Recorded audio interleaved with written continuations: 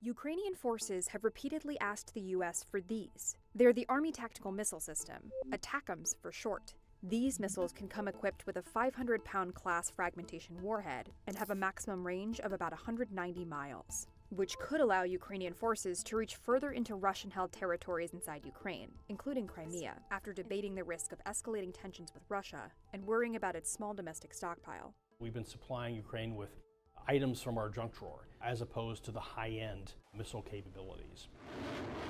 Here's how these missiles could speed up Ukraine's counteroffensive against Russia, and why the U.S. was initially hesitant to send them.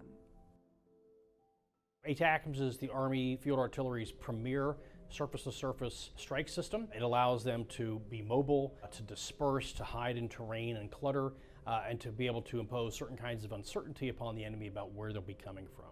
The ATACMS is designed to be launched from a ground vehicle, like the U.S. HIMARS, which is already in Ukraine. Once the missile is fired, the ground vehicle can shoot and scoot to avoid retaliatory attacks. This could be a huge advantage for Ukrainian forces, which have been using a similar missile, the UK's Storm Shadow, that's fired from an airborne jet.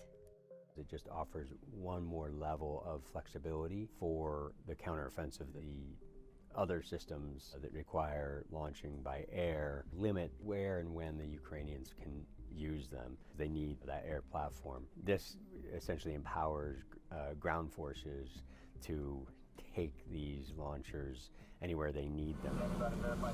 One of the interesting features of the HIMARS launcher is that it doesn't reveal exactly what missile it's carrying. That's advantageous because assuming an enemy is surveilling you, won't necessarily know what's inside and won't know whether it is a higher value ATACMS as opposed to the shorter range stuff. This gives Ukrainians the added advantage of firing missiles from multiple types of domains, including air and ground. But the HIMARS mobility means that Ukrainians could get closer to Russian territory, further increasing the missile's reach.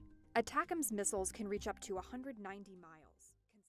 There's just all kinds of operational advantages to that greater range. That reach allows, for instance, Ukrainian forces to be able to fire from safer territory, to not have to walk right up to the Russian lines to be able to hit something deeper back. This additional range could force Moscow to move storage facilities and command centers more than 200 miles from the front, and that could complicate efforts to supply troops with food and ammunition, aiding Ukrainians in their counteroffensive. Plus, this weapon could be useful for getting Ukrainian targeting inside some of these Russian-held territories, specifically Crimea. ATACMS can also move significantly faster than other missiles, reaching a top speed of Mach 3, or around 2,300 miles per hour. In contrast, cruise missiles like the Storm Shadow or Russia's KH-101, for example, have top speeds of only around 600 to 700 miles per hour. The speed of the ATACMS is simply a function of the fact that it's a ballistic missile with a big rocket engine, single stage on the back. So this speed is useful for time-critical targets, things that may move, that need to be hit very promptly. The ATACMS guidance system combines inertial navigation with GPS. This creates highly accurate targeting, preventing electronic jamming and interference, and minimizing collateral damage on impact.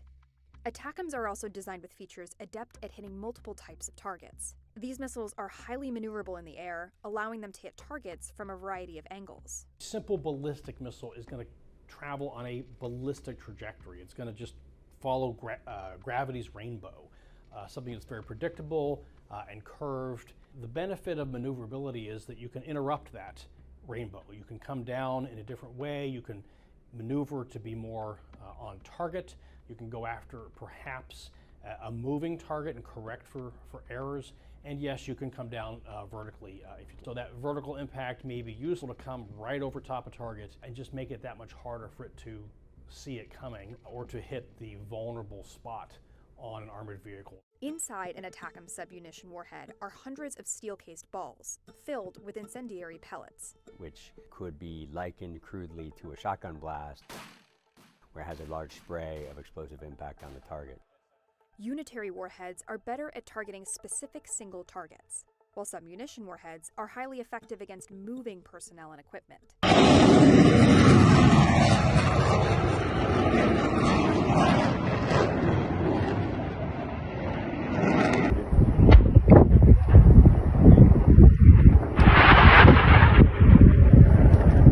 вот это БК уже пошел. Так, вертолет куда смотрит? Туда? И четверки они туда смотрят. Холодно, пизда. Ебать, дома В натуре? Да. Ой. О, нифига, он туда!